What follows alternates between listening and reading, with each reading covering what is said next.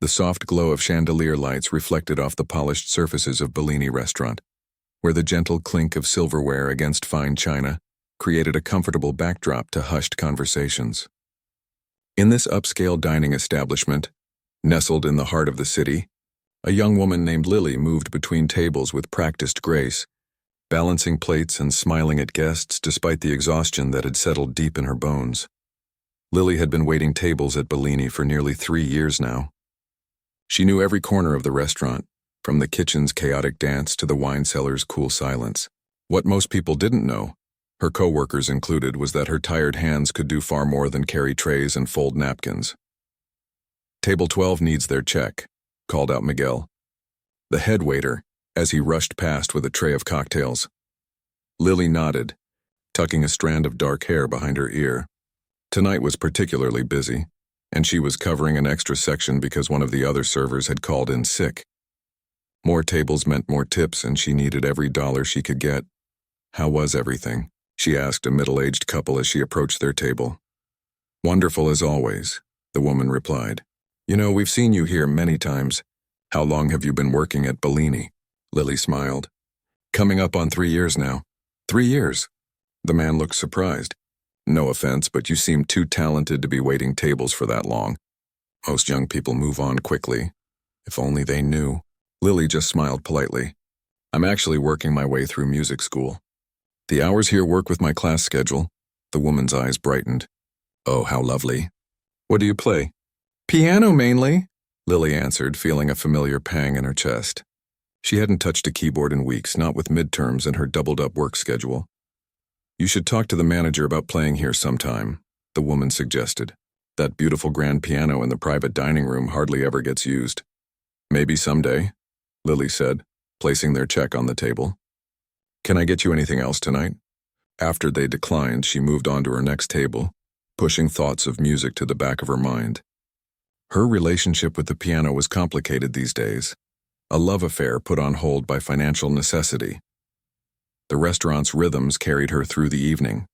She delivered plates of truffle pasta and poured expensive wines, calculated tips in her head, and kept mental notes of which tables needed refills.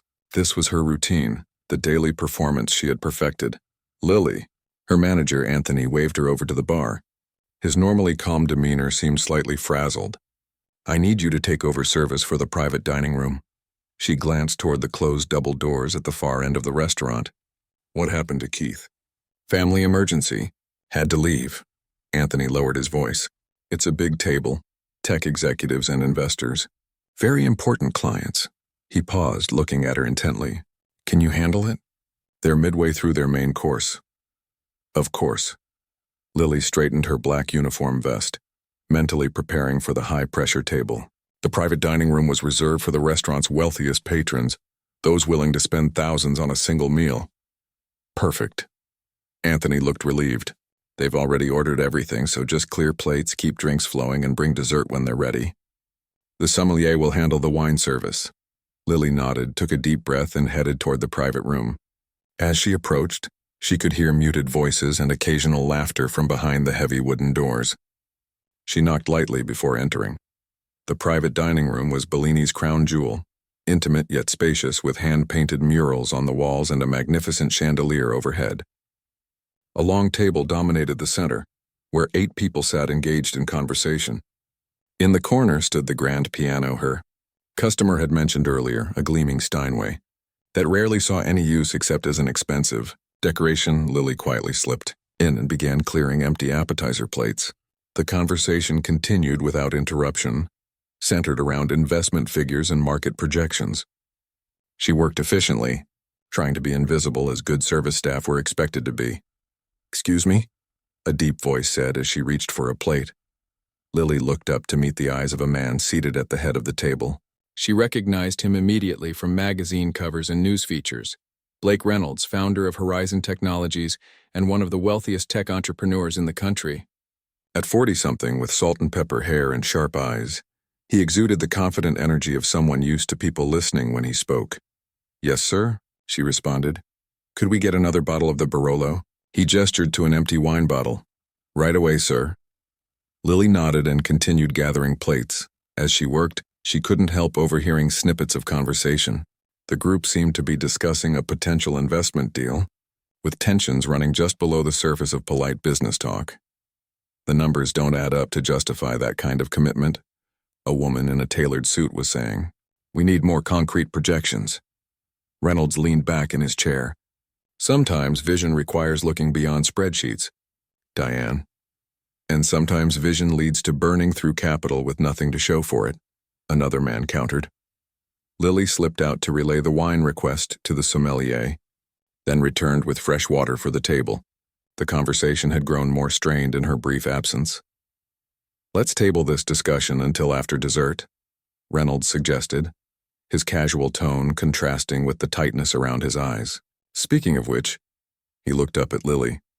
What does the chef recommend tonight?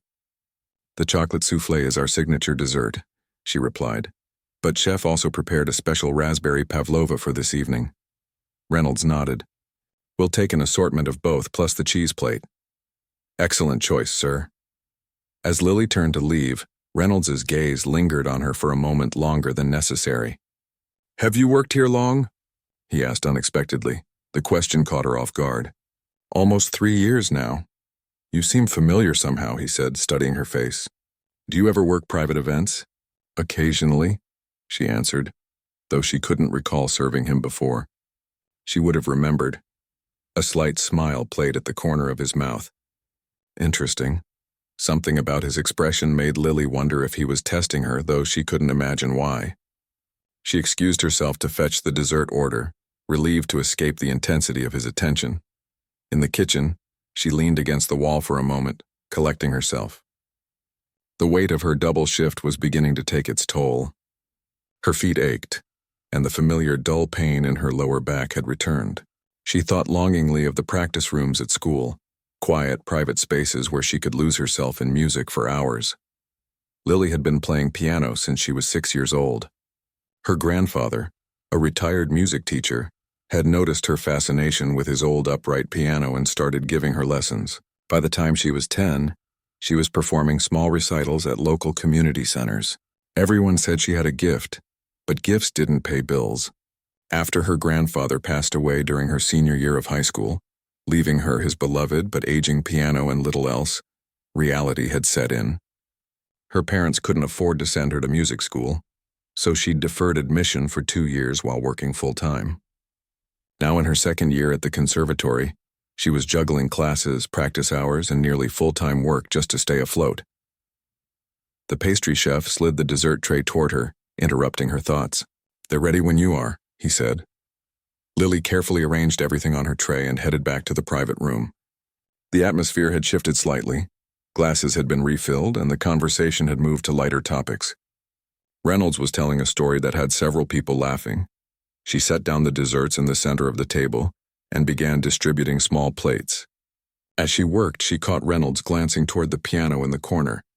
Does anyone ever play that thing? He asked her, nodding toward the instrument. Occasionally for special events, Lily answered. The owner brings in professional musicians for holiday parties and such. Seems like a waste to have it sitting there untouched, Reynolds remarked. A woman seated nearby laughed. Blake always notices the unused potential in a room, whether it's technology, people, or apparently musical instruments. Reynolds smiled but didn't look away from Lily. Do you play? The question hung in the air between them. For a brief moment, Lily considered lying. It would be easier than explaining. But something in his direct gaze made her answer honestly. Yes, she said simply. I do. Interest flickered across his face. Classical training? She nodded, wondering where this conversation was heading. Currently at Westridge Conservatory, she added, not entirely sure why she was volunteering this information. Murmurs of appreciation circled the table. Westridge was prestigious, difficult to get into and even harder to stay in. A waitress with a hidden talent, Reynolds said, his tone unreadable. How fascinating. Lily felt a flush creeping up her neck. She wasn't ashamed of her job, but she disliked being reduced to it, especially in that tone of voice tinged with something like condescension. Will there be anything else? She asked, professionally redirecting the conversation. Reynolds seemed about to say something more but was interrupted by a colleague with a question about their earlier discussion. Grateful for the diversion, Lily stepped back and continued her duties, circling the table with coffee service. As the evening progressed, she noticed Reynolds watching her with casual interest whenever she entered the room. Each time their eyes met, she felt an inexplicable tension, not romantic or even particularly hostile, but as if he were solving a puzzle in his head. The business dinner was winding down. Guests were checking watches and phones, signaling the natural conclusion of the evening. Lily began clearing dessert plates, thinking about the bus she needed to catch and the practice room she had reserved for early the next morning. She was so focused on finishing her tasks that she almost missed the sudden lull in conversation. When she looked up, Reynolds was standing, champagne glass in hand, commanding the attention of everyone at the table. "Before we call it a night," he said, "I'd like to propose something a little unconventional." The room quieted, all eyes on him. Lily continued working, trying to be unobtrusive. "Our negotiations tonight have been—" He paused, searching for the right word. "Productive, but perhaps lacking in creativity. And as I've always maintained, the best business decisions require both analytical thinking and creative insight." He turned, gesturing toward the piano, then to Lily. "Sometimes talent hides in unexpected places," he continued. "Our server tonight is apparently a student at Westridge Conservatory, one of the finest music schools in the country." Lily froze, a stack of dessert plates in her hands, as all eyes in the room turned toward her. What better way to conclude our evening than with a demonstration of unexpected excellence? Reynolds smiled, a challenge glinting in his eyes. "I'd like to hear you play." The room fell silent. Lily stood frozen, the stack of dessert plates still balanced in her hands as 8 pairs of eyes turned to stare at her. Her heart hammered against her ribs, and for a moment, she couldn't find her voice. "I'm working." "Mr. Reynolds," she finally managed to say, gesturing slightly with the plates.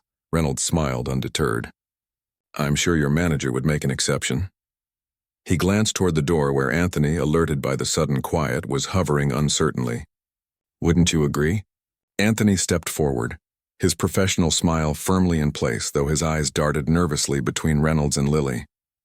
"Of course, Mr. Reynolds, whatever would make your evening more enjoyable." Lily felt a flash of betrayal. Of course Anthony would agree. Reynolds and his party had likely spent more on wine tonight than she earned in 2 weeks. Still, being put on the spot like this felt deeply uncomfortable. "I don't usually perform without practice," she said, trying to find a graceful way out. "Ah," Reynolds replied, raising an eyebrow, "but I suspect true talent doesn't require warning. It's always there, ready to be expressed." He turned to address the table. "Wouldn't you all enjoy a bit of music to end our evening?"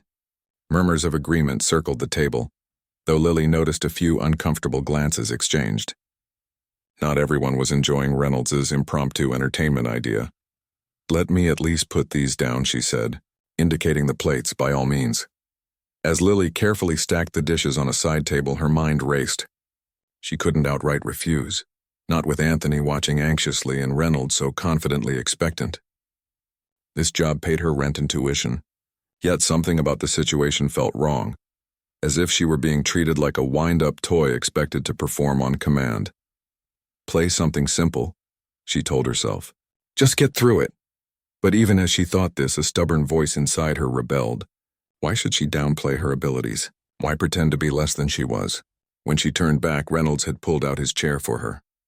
"Please," he said, gesturing toward the piano. Taking a deep breath, Lily crossed the room, feeling the weight of attention with each step. The grand piano gleamed under the chandelier light, its polished surface reflecting tiny constellations. It was a far cry from the worn upright she practiced on at home, or even the decent but overused pianos in the conservatory practice rooms. As she settled onto the bench, her server's uniform feeling suddenly out of place, Reynolds spoke again. "To make things interesting," he announced to the room, "I'd like to propose a small wager." Lily's fingers, which had been hovering over the keys, stilled. "If our waitress here can truly impress us," Reynolds continued, "I'll donate $20,000 to Westridge Conservatory's scholarship fund." A ripple of surprise moved through the room. $20,000 was a significant amount, enough to cover a full year's tuition for someone. And if I don't impress you? Lily asked, finding her voice. Reynolds smiled. Then I've simply enjoyed a free piano recital with my dessert. You have nothing to lose. But she did have something to lose, Lily thought. Her dignity, for one thing. And yet, $20,000 could make a real difference to students like her. The scholarship fund had helped her afford her first semester, before budget cuts had reduced the available aid. What would I need to play to impress you? She asked, curious despite herself. Something that shows what you're truly capable of, Reynolds replied. Not background music or a simple tune. Show us what makes you worthy of Westridge. The challenge in his voice was unmistakable now. Lily sensed that this wasn't just about music. It was a test of character. Would she play it safe or rise to the occasion? She placed her hands on the keys, surprised to find them steady. The cool ivory felt familiar beneath her fingertips, like greeting an old friend. When was the last time she'd touched a piano of this quality? Months ago, at least. Closing her eyes, Lily took a deep breath. The piece came to her immediately, Chopin's Nocturne in C-sharp minor. Challenging enough to demonstrate skill. Emotional enough to transcend mere technical display. It was the piece her grandfather had loved most. The one she played when she needed to remember why she'd fallen in love with music in the first place. Without further hesitation, her fingers began to move. The first notes filled the room, delicate, questioning. In that moment, the weight of her double shift, the stack of unpaid bills at home, the upcoming exams, all faded away. There was only the music flowing from her hands like water. As she played, the nocturne's haunting melody unfolded, each phrase breathing with a life of its own. This wasn't the cautious performance she'd initially planned. Instead, she found herself pouring everything into the music, her frustrations, her dreams, the constant struggle between her passion and practical reality. She had forgotten how it felt to play without constraints, without worrying about technique or professors' expectations. Here, in this unlikely setting, she remembered the pure joy of creating beauty from silence, the piece built in intensity, her left hand providing a rhythmic pulse while her right wove increasingly complex patterns above it. When she reached the dramatic middle section, her body swayed slightly with the surge of emotion, fingers dancing across the keys with newfound freedom. Somewhere in the back of her mind, Lily was aware of the complete silence that had fallen over the room. No clinks of silverware, no whispered conversations. Even the ambient sounds of the restaurant beyond the closed doors seemed to have faded away. But these observations registered only dimly. She was lost in the world of the music now, every note a stepping stone across a river of sound. As the piece returned to its opening theme, transformed now by the journey it had taken, Lily felt tears pricking behind her closed eyelids. She hadn't realized how much she'd missed this. Not just playing, but truly connecting with music, letting it speak through her without reservation. The final notes lingered in the air, soft and questioning before dissolving into silence. For a brief moment, Lily kept her eyes closed, reluctant to break the spell, to return to the reality of being a waitress in a fancy restaurant playing for wealthy strangers. When she finally opened her eyes and turned toward the table, she was startled by what she saw. Reynolds was leaning forward, his expression no longer carrying that hint of condescension, but instead showing something like genuine surprise. The woman who had been most skeptical during business discussions had a hand pressed to her heart. Another man was hastily wiping at his eyes. No one spoke. The silence stretched out, not uncomfortable but reverent, as if they were collectively holding their breath. Then Reynolds began to applaud. The others quickly joined in, the sound swelling until it filled the room. It wasn't polite, obligatory applause, but something more enthusiastic, more genuine. "Well," Reynolds said when the applause finally died down, "I believe I owe Westridge $20,000. He reached for his phone. "In fact, let's make it 30,000. Talent like that deserves proper support." Lily felt heat rising to her cheeks. "That's very generous," she managed to say. The woman in the tailored suit leaned forward. "Where did you study before Westridge? Your technique is remarkable." "I didn't, really," Lily admitted. "My grandfather taught me until I was 13. After that, I mostly taught myself until college." "Self-taught?" Another man at the table looked incredulous. "With that level of expression?" Reynolds was watching her with new interest. "How far along are you in your program?" "Second year," Lily answered, still feeling slightly dazed by the turn of events. I had to defer admission for 2 years to save money. Working here? Reynolds asked. She nodded. And a few other jobs. The scholarship helped, but it only covered partial tuition. Reynolds exchanged glances with a few others at the table. Something unspoken passed between them. Tell me, he said, turning back to Lily. If money were no object, what would you do with your music? The question caught her off guard. It had been so long since she'd allowed herself to think beyond the immediate struggles of paying rent and tuition that her dreams had become distant, hazy things. I'd finish my degree for starters, she said slowly, then maybe apply for the International Performance Program. It's highly competitive, but she paused, suddenly self-conscious about sharing her ambitions with these successful strangers. But you believe you could succeed there? Reynolds finished for her. Yes, she said, surprising herself with the firmness in her voice. Yes, I do. Reynolds nodded as if she'd confirmed something he'd already suspected. He turned to Anthony, who was still hovering near the door. I hope you realize what an extraordinary employee you have, he said. Anthony nodded enthusiastically. Lily is one of our finest servers. That's not what I meant, Reynolds replied, a slight edge to his voice. Though I'm sure she carries plates admirably. Anthony flushed, understanding the rebuke. Ms. Lily, Reynolds continued, turning back to her. Would you be willing to meet with me tomorrow? I have a proposition that might interest you. Confusion and wariness mingled in her mind. What kind of proposition? A business proposition, he clarified, seeing her hesitation. Regarding your musical career. Nothing improper, I assure you. We can meet at my office downtown or in a public cafe if you'd prefer. Lily considered the offer. On one hand, Blake Reynolds was a stranger, and a powerful one at that. On the other hand, he had just pledged $30,000 to her school's scholarship fund based solely on her playing. Whatever his faults, he seemed genuinely moved by her music. There's a coffee shop near campus, she said finally. Bluebird Cafe, I have a break between classes at 11. Bluebird Cafe at 11, Reynolds repeated, entering it into his phone. I look forward to it. He handed her a business card. My direct number in case anything changes. As Lily took the card, her fingers still warm from playing, she felt as though she were standing at a crossroads. Something significant had just happened, though she couldn't yet see where it would lead. Now, Reynolds said, addressing the table with renewed energy. I believe we were discussing the future of innovative technology.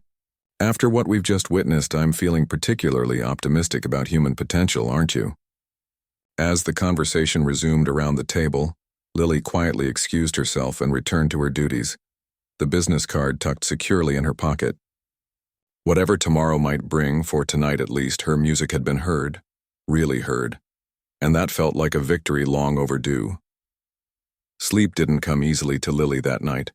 After finishing her shift at Bellini, she had trudged to the bus stop, Reynolds' business card still tucked in her pocket, feeling as though she'd lived through a strange dream rather than an actual evening. Her tiny apartment welcomed her with familiar silence.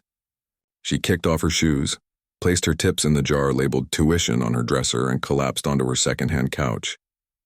The events of the night played on repeat in her mind. The challenge, the performance, the applause, and most puzzling, Reynolds' interest in meeting with her tomorrow. What kind of proposition would a tech billionaire have for a waitress who played piano? It seemed too bizarre to be real. Yet the weight of the business card in her pocket was solid enough. Morning came too quickly. Lily woke to her alarm, groggy after a restless night. She had theory class at 9, followed by her meeting with Reynolds at 11. Choosing what to wear suddenly seemed like an impossible task. She couldn't show up in her waitress uniform, but she didn't own anything that screamed meeting with a millionaire either. She finally settled on black slacks and her nicest blouse, simple but presentable. Professional enough for a business meeting, casual enough for a coffee shop. Her one good coat would have to do against the autumn chill. The theory class passed in a blur. Professor Chen's lecture on Romantic-era harmony barely registered as Lily's thoughts continually drifted to the upcoming meeting. What if Reynolds didn't show up? What if this was all some elaborate joke at her expense? By 10:30, she was already at Bluebird Cafe, nervously sipping a cup of tea she could barely afford. The cafe was busy with the usual mix of students and professionals. Lily chose a table near the window where the late morning sunlight streamed in, warming the worn wooden surface. At precisely 11 o'clock, the door opened, and Blake Reynolds walked in. Unlike last night's formal business attire, he wore dark jeans and a simple navy sweater that probably cost more than Lily's monthly rent. Despite the casual clothes, heads turned as he entered. Something about him commanded attention without effort. His eyes found her immediately. With a slight nod, he approached the counter, ordered something, then made his way to her table. "Lily," he greeted her, extending his hand. "Thank you for meeting me." She shook his hand, surprised by the firmness of his grip. "Mr. Reynolds, Blake, please." He sat down across from her, placing his coffee on the table. "I've already transferred the donation to Westridge, by the way. 30,000 as promised." Lily blinked in surprise. She had half expected him to forget or renege on the offer. "Thank you. That will help a lot of students." "It's nothing," he said with a dismissive wave. "But your playing last night, that was something." A barista delivered a plate with a pastry to their table. Reynolds nodded his thanks before turning his attention back to Lily. "I have to admit," he continued, "I didn't expect what happened last night. When I asked you to play, I thought we might get a pleasant little tune, something to lighten the mood after a tense business dinner." He leaned forward slightly. "Instead, you transformed the room. I've attended performances at Carnegie Hall that moved me less." Lily felt heat rising to her cheeks. "It's been a while since I played for anyone besides my professors. I guess I had a lot stored up." "That's exactly what I sensed," Reynolds said, studying her. "There was hunger in your playing. Passion, yes, but also hunger, like someone who's been denied something essential." His observation was uncomfortably accurate. Music had always been as necessary to her as breathing, yet for years she'd had to ration it like a luxury. "I did some research after our dinner," he continued. "Westridge has an excellent reputation, but its international performance program is truly elite. Only 5 students are accepted each year, and graduates often go on to illustrious careers." "Is that really what you're aiming for?" "Yes," Lily answered without hesitation. "It's highly competitive, but with the right opportunities." "Opportunities," Reynolds repeated, nodding slowly. "That's precisely what I wanted to discuss with you. Tell me, what's holding you back right now, besides money?" The directness of the question caught her off guard. "Time, mainly. Between classes and work, I barely have enough hours to practice. The program requires a minimum of 4 hours daily, but the students who excel put in 6 or more. And you work how many hours a week?" "Around 30 at Bellini, plus occasional weekend gigs at weddings or events when I can get them." Reynolds frowned. "So you're working nearly full-time while carrying a full course load, which leaves you with what, maybe 2 hours a day to practice?" "On good days," Lily admitted. "Sometimes less." "Yet your playing last night suggested someone with far more practice time." He took a sip of his coffee. "That's rare, you know. Most talented people need consistent practice to maintain their skills, let alone improve them." "I practice in my head," Lily said, "on the bus between tables at work before I fall asleep. I go through the pieces mentally, feeling the movements, hearing the notes." Reynolds' eyebrows rose slightly. "Mental practice is a technique many professional athletes and performers use, but few have the discipline to do it effectively." He fell silent for a moment, seemingly making a decision. "Here's my proposition, Lily. I'd like to sponsor you." She stared at him, unsure she'd heard correctly. "Sponsor me?" "Yes. I would cover your tuition and living expenses for the remainder of your degree, allowing you to quit your job and focus entirely on your music." Lily's heart began to race. The offer was so unexpected, so enormous that her mind couldn't quite process it. "Why would you do that?" "You don't even know me." "I know enough," Reynolds replied. "I know talent when I see it, and I know wasted potential when I see that too. Last night I saw both. Extraordinary talent being needlessly constrained by circumstance." He leaned back in his chair. "I made my fortune by recognizing patterns and possibilities that others missed. Sometimes in technology, sometimes in people. It's a skill I've developed over decades." "And what would you expect in return?" Lily asked cautiously. The offer seemed too good to be true, and in her experience, such things usually were. "2 things," Reynolds said, holding up his fingers. "First, I would expect you to apply yourself fully to your music. No more waiting tables or worrying about rent. Your job would be to become the best pianist you can be." That sounded like a dream come true. But Lily waited for the catch. "Second," he continued, "I would expect a return on my investment, but Not in the way you might think. I run a foundation that supports artistic excellence. We organize concerts, fund recordings, and occasionally back tours. If you succeed, and I believe you will, I'd ask that you participate in some of these events in the future. That's it? Lily couldn't keep the skepticism from her voice. Reynolds smiled slightly. That's it. No hidden agenda, no strings attached. You'd sign a simple agreement outlining the terms, but essentially, this would be a grant, not a loan. You wouldn't owe me money, just a commitment to your craft. Lily's mind was reeling. The offer would solve so many problems at once.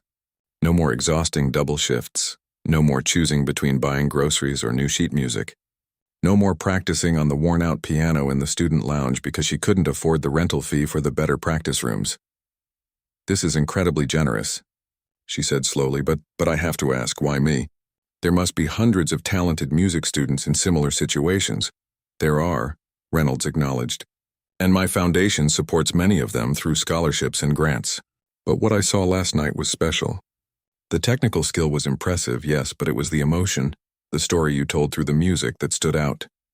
That quality can't be taught. He paused, seeming to choose his next words carefully. 20 years ago, I was on the verge of giving up on my first company. We were running out of money. The technology wasn't working as expected, and most investors had written us off.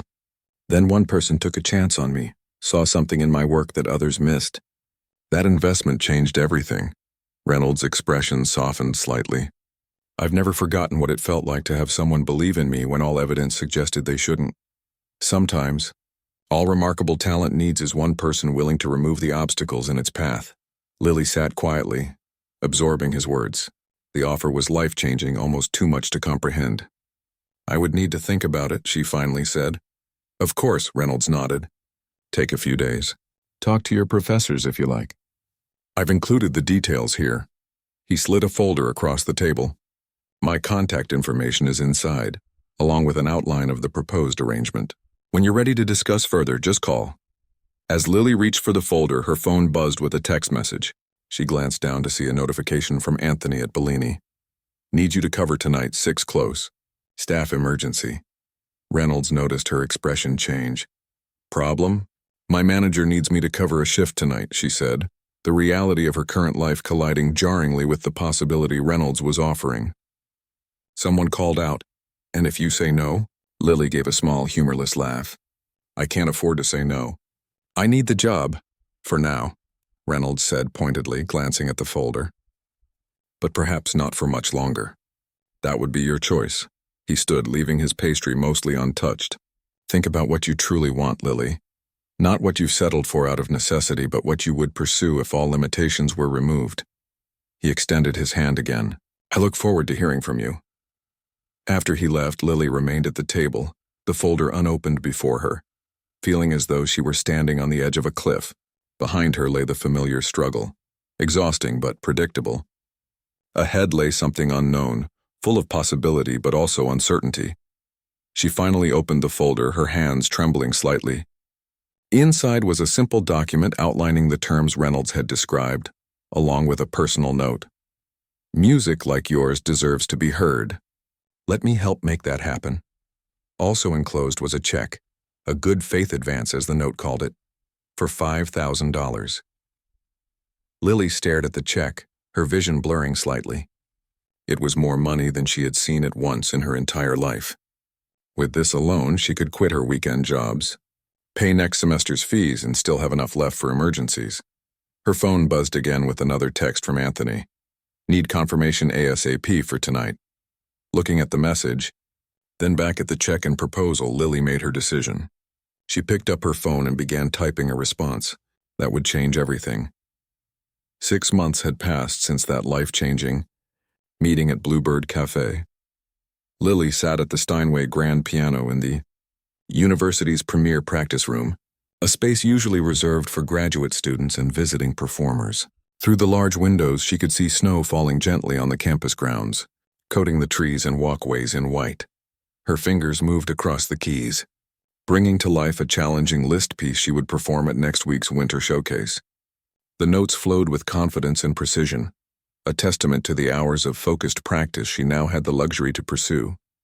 She had said yes to Reynolds' offer that day in the cafe, After consulting with Professor Chen and the dean of the music department, both of whom had been stunned by the opportunity, she had signed the agreement and tendered her resignation at Bellini. Anthony had been surprisingly understanding.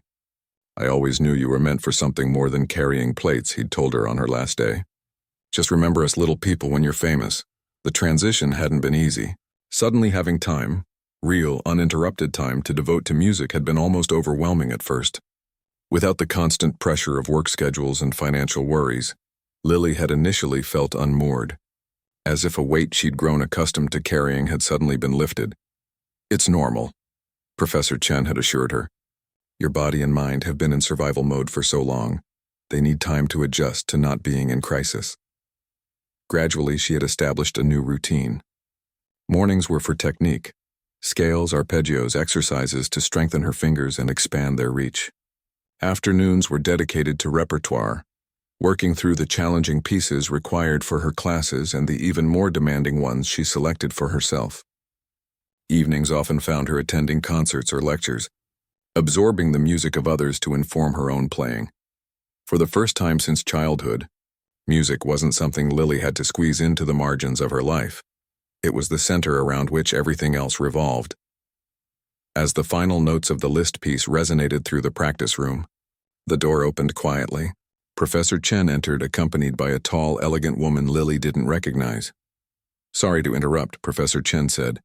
"You're playing beautifully. Lily, I'd like you to meet Ms. Isabel Winters. She's the director of the International Performance Program." Lily's heart skipped a beat. The IPP was the prestigious program she dreamed of joining after graduation, the one that accepted only 5 students each year. Isabel Winters stepped forward, extending her hand.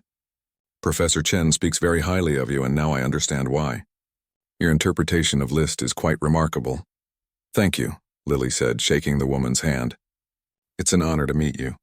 I've attended several of your master classes."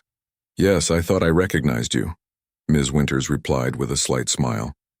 "You always sat in the back row taking meticulous notes." Lily was surprised she'd been noticed at all. The master classes had been packed with students vying for attention. "I'm here conducting preliminary interviews for next year's IPP cohort," Ms. Winters continued. "Your name has come up several times among the faculty." Professor Chen nodded encouragingly. "I suggested Ms. Winters might want to hear you play while she's visiting campus. The formal auditions aren't until spring, but it never hurts to get an early impression," Ms. Winters finished. "Would you mind playing something else for me? Something that showcases your emotional range, perhaps?" Lily hesitated only briefly before nodding. "I've been working on Chopin's Ballad No. 4, Ms. Winters raised an eyebrow. "Ambitious. It's notoriously difficult to interpret effectively." "It speaks to me," Lily said simply, returning to the piano bench. As she positioned her hands over the keys, Lily closed her eyes for a moment, centering herself. The ballade was indeed challenging, technically demanding while requiring deep emotional expression. It told a complex story through its evolving themes and dramatic shifts in mood. She began playing, letting the opening notes unfold with deliberate restraint. The piece started deceptively simply before building into increasingly complex passages. Lily had spent weeks working on it, not just mastering the notes but understanding the narrative behind them, the emotional journey Chopin had embedded in the music. As she played, she was aware of Ms. Winters watching intently, but she didn't let it distract her. Instead, Lily channeled the emotions of her own journey, the struggles, the unexpected opportunity, the growing confidence in her abilities. The music flowed through her, becoming something both deeply personal and universally expressive. When the final chords resolved, Lily looked up to find both Professor Chen and Ms. Winters silent, their expressions thoughtful. "Well," Ms. Winters said finally, "that was unexpected. Your technique is impressive, but it's your interpretive sensibility that stands out. You don't just play the notes, you understand the story they're telling." "Thank you," Lily replied, feeling a blend of pride and relief. "You've made remarkable progress these past few months," Professor Chen added. "Your focus and dedication are paying off." Ms. Winters glanced at her watch. "I have another appointment, unfortunately, but I would very much like to hear you play again before the formal auditions." She reached into her bag and handed Lily a card. "We're holding a special winter concert series in New York next month. 3 evenings featuring promising young pianists. One of our scheduled performers had to withdraw due to illness. Would you be interested in taking her place? Lily stared at the card, momentarily speechless. The Winter Concert Series was well known in classical music circles, often attended by critics, agents, and directors of major symphony orchestras. It would mean preparing 3 different programs, Ms. Winters cautioned.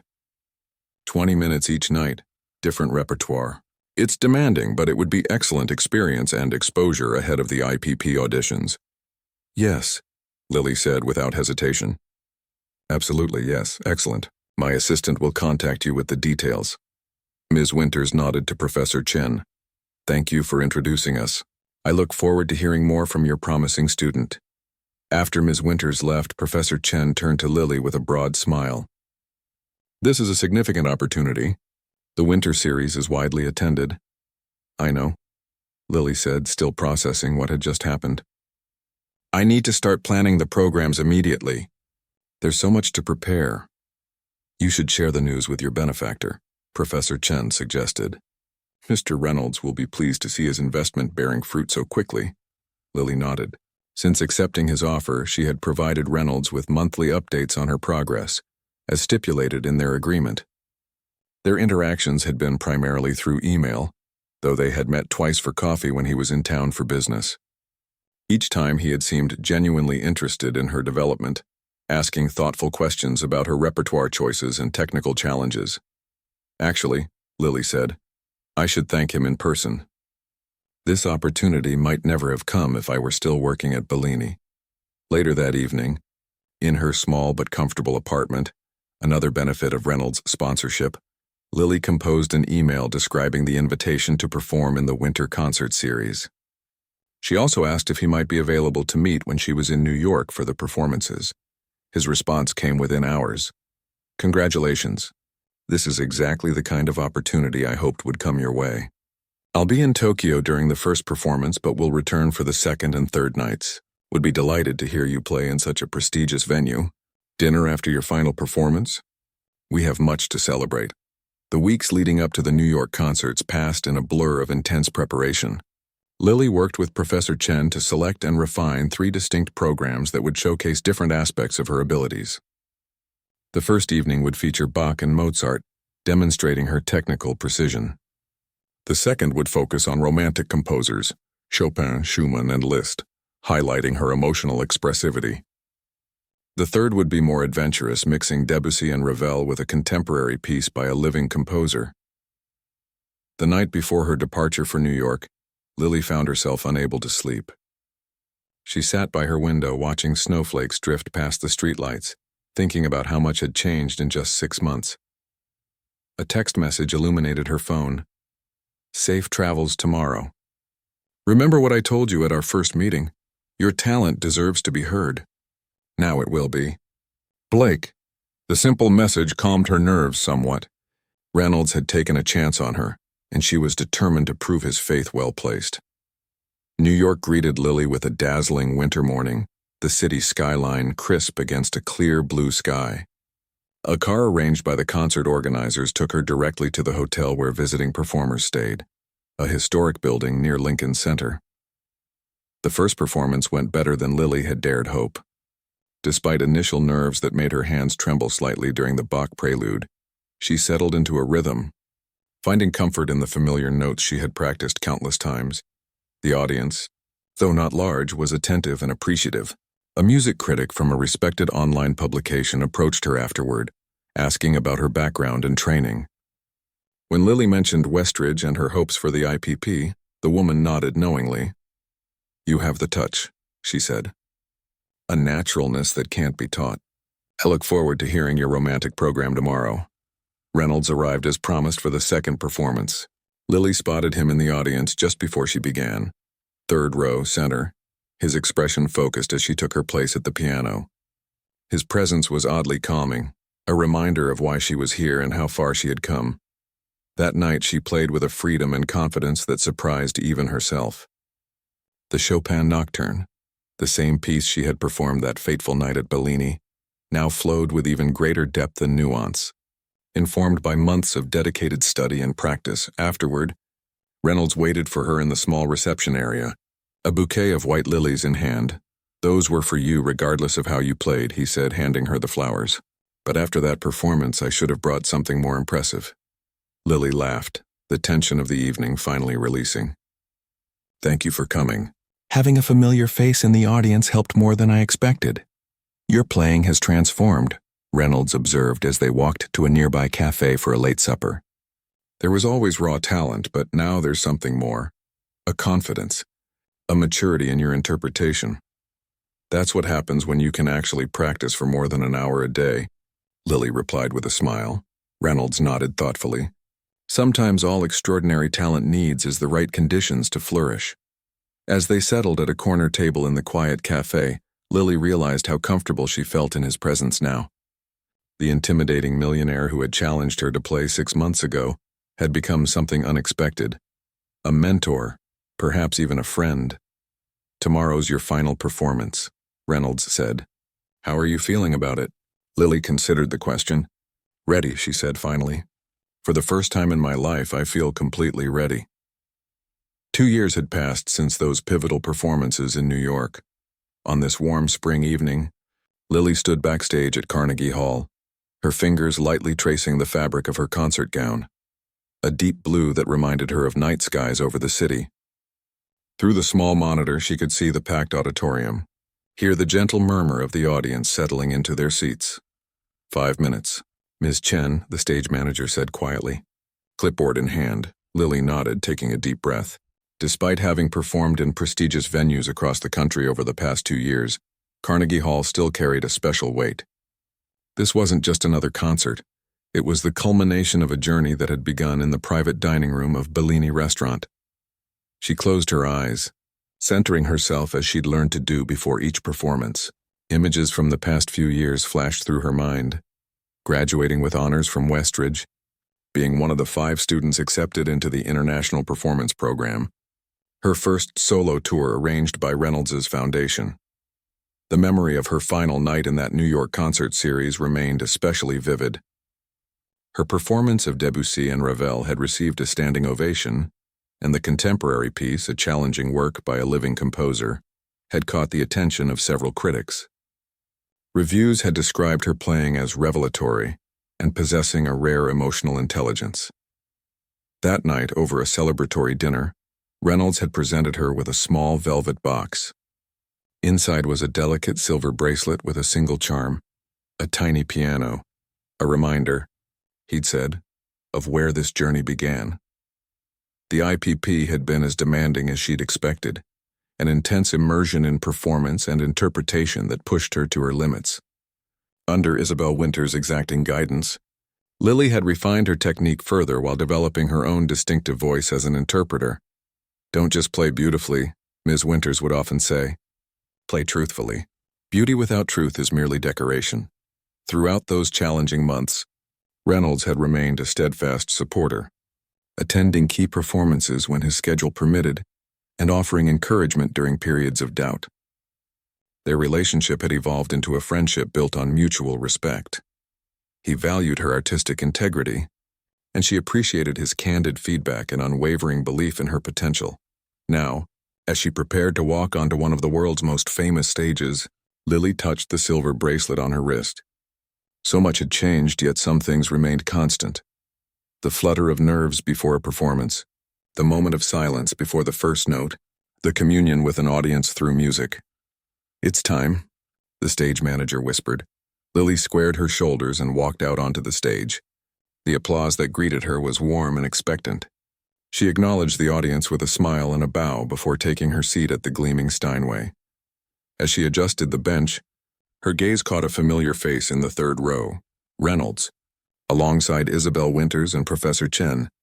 Further back, she spotted Anthony and a group of former colleagues from Bellini.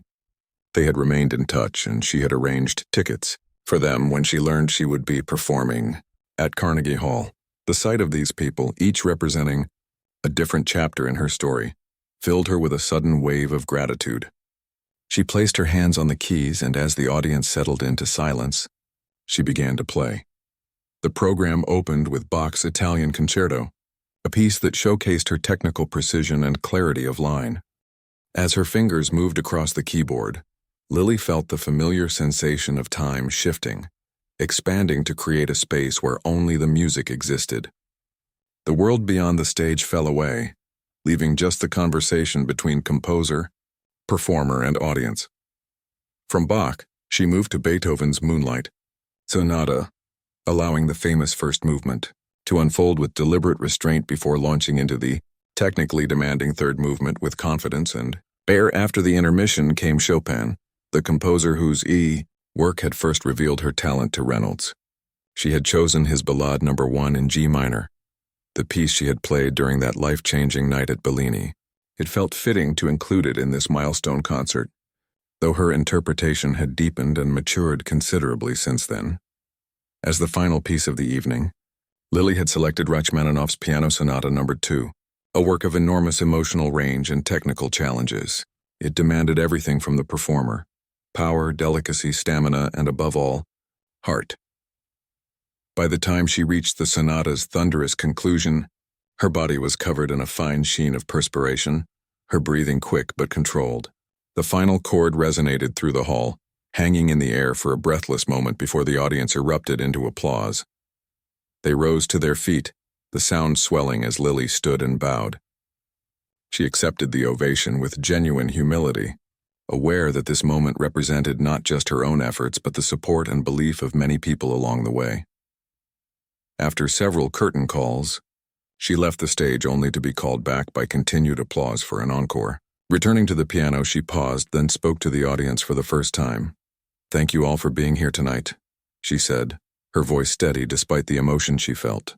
"For my encore, I'd like to play something special, a piece that reminds me of where my journey began and the unexpected turns that brought me here." She seated herself and began to play Chopin's Nocturne in C-sharp minor, the piece she had performed when Reynolds first challenged her at Bellini Restaurant. It was simpler than the other works on her program, but she imbued it with all the gratitude and wonder she felt about her unlikely path. As the final notes faded, she looked up to see Reynolds watching her, a smile of recognition on his face.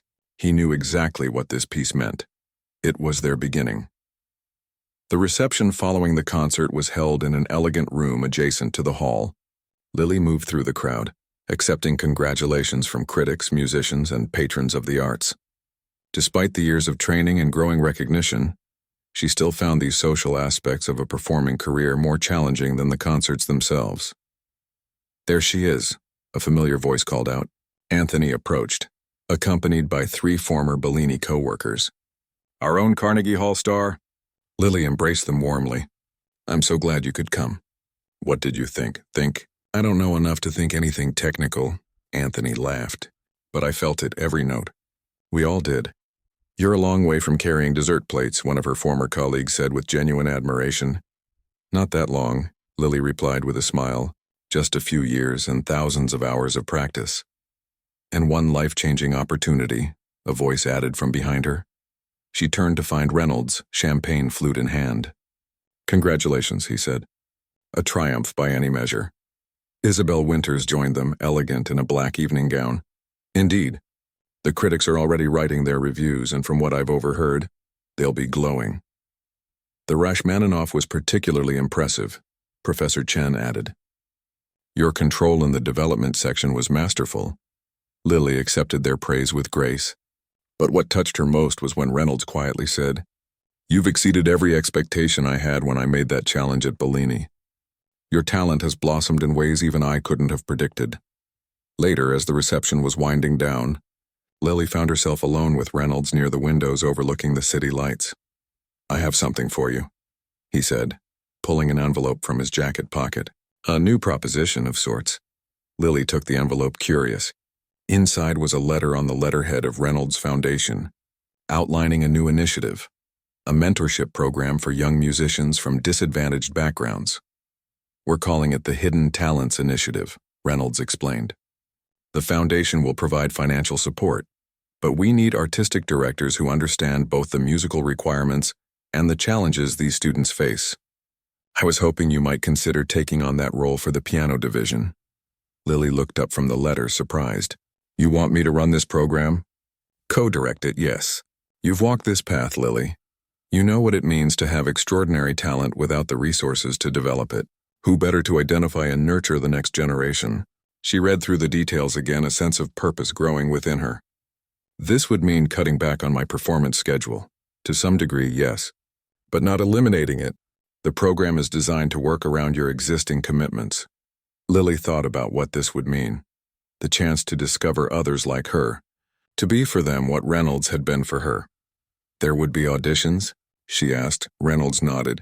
Similar to the one you gave unwittingly at Bellini.